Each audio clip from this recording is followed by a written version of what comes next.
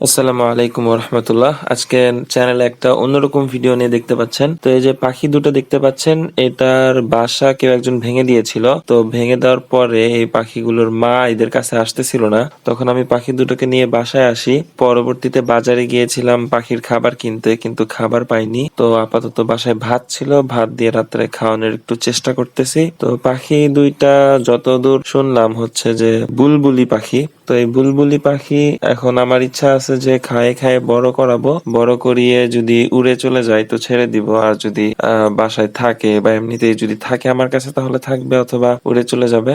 তো আপাতত এদেরকে বাঁচানোর জন্য আমি নিয়ে আসছি। তো আমি এদেরকে নিয়ে প্রত্যেক দিন ভিডিও বানাবো এবং খাওয়াবো, খেয়ে খেয়ে বড় করাবো, এবং প্রত্যেকটা ধাপে ধাপে আপনারা ভিডিও প্রত্যেক দিন পেয়ে যাবেন।